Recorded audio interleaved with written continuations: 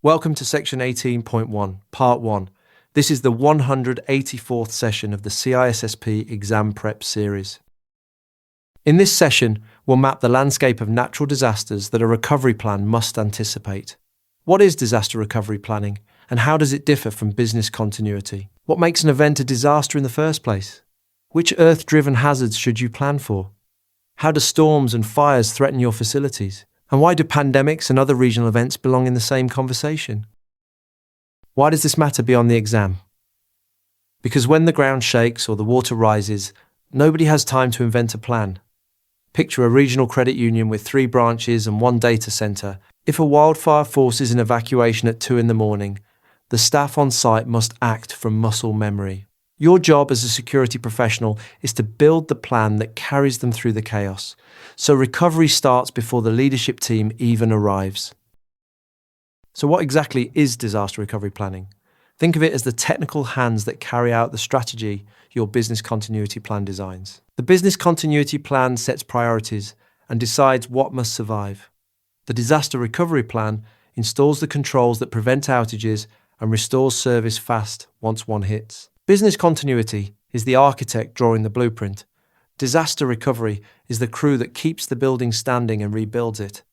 In practice, one team usually owns both under a single umbrella. What actually counts as a disaster? Any event that stops, prevents, or interrupts your ability to do your work. A flooded processing centre qualifies. So does a fire that guts your main site or a threat that seals off an entire district. The trigger is simple. The moment your technology can no longer support mission-critical work, the recovery plan takes over. A good plan runs almost on autopilot, so trained people follow clear steps instead of debating what to do while tensions run high. Which earth-driven hazards should top your list? Start with earthquakes and floods, because they strike very differently. Earthquakes hit without warning, often along known fault lines. The real risk varies street by street, even inside a high-hazard region. Floods build slowly as rivers overflow, or explode as flash floods and dam breaches, and they cause billions in damage every year. Here is the practical trap. Standard business policies rarely cover flood loss, so you confirm specialized coverage before the water arrives, not after. Treat the fast onset and slow onset hazards as 2 separate response modes. How do storms and fires threaten your operations? Storms bundle several threats at once. High winds turn ordinary objects into projectiles. Hail batters equipment, and lightning fries sensitive electronics and knocks out power. Fires are just as unforgiving. Whether a wildfire races through a region or a single spark takes a critical facility, both share one lesson. Watch the forecasts and warning systems for your area, because a proactive response that begins hours early beats a scramble that begins too late. The organizations that survive are the ones already moving before the news breaks. Why do pandemics belong in a disaster plan? Because they attack in a way physical disasters do not. A pandemic leaves your buildings intact but empties them of people, since staff can no longer gather safely in one place.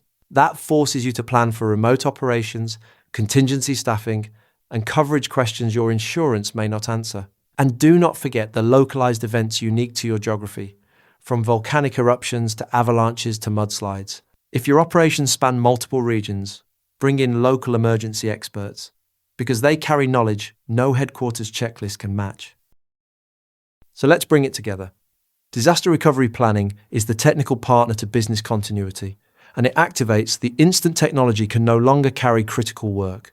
A disaster is any event that halts your operations, so a good plan runs on autopilot with trained people and few decisions to make. Earthquakes and floods demand both fast onset and slow onset responses.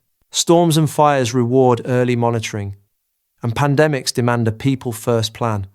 Name the hazards that fit your geography, and you plan deliberately instead of hoping. The MCQs covering all the topics and concepts from this session are available on rucloud.com. Practice the chapter-specific MCQs before moving on to the next session. Thanks for watching. If you have any questions or feedback, post a comment below or email us. I will see you in the next session.